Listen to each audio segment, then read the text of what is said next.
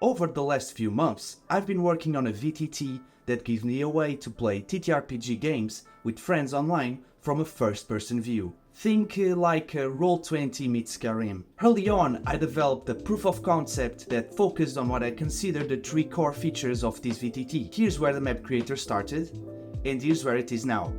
It now has a terrain sculptor and painter with a range of textures, a 3D modeling porter with built-in optimization, a transform handle for manipulating objects, lighting and environmental settings, and finally a library of visual effects so you can bring any map to life. And in this devlog, my goal is to put the final touches on the map creator before moving on to the next major phase of this project. So stick around until the end of this video to see a demonstration where I recreate a 3D version of a battle map I found online. And if you're excited by this concept, please don't forget to like and subscribe. Let's get on with it.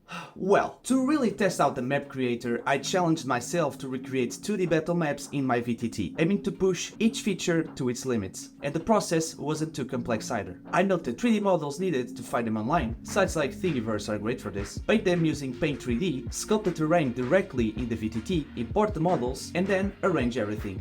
It really was as simple as that, and the maps were ready to be played on. However, one thing I noticed that was tricky to get right was the terrain height. Because when I switched to the first person view, it was full of little bumps that just didn't look right. To address this, I implemented a way to average out the terrain height at any given spot, allowing for a smoother, more natural curvature without as many bumps as before. And to make it easier to see and control these adjustments, I added a brush marker on the ground. And this was done by simply placing a light directly above the terrain, pointing down, which acted like a projector to mark the brush area precisely. But while building these maps, I also realized that placing common items like trees was pretty tedious, especially since trees are a staple of any fantasy setting. So I found an asset pack with some fantastic tree models and took what I'd learned from implementing grass to add trees in the same way. And the best part? This asset pack included customizable colors for both grass and trees, opening up tons of terrain customization options. And with that I created a new UI segment dedicated to this feature,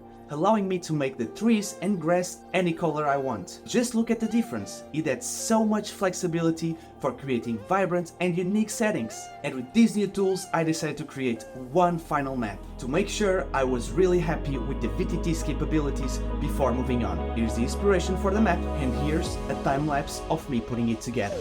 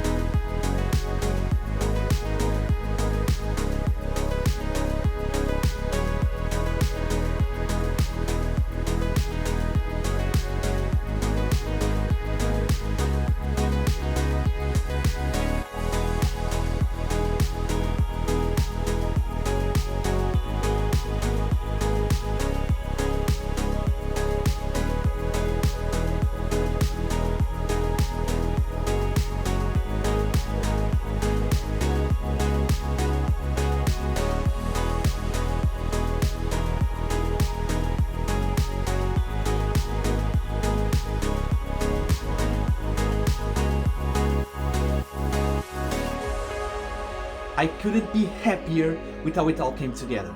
After trying my hand at 4 different maps, I'm genuinely excited by the range of what the map creator can do, and am satisfied calling it complete. With that done, I now have one big challenge left. The online integration.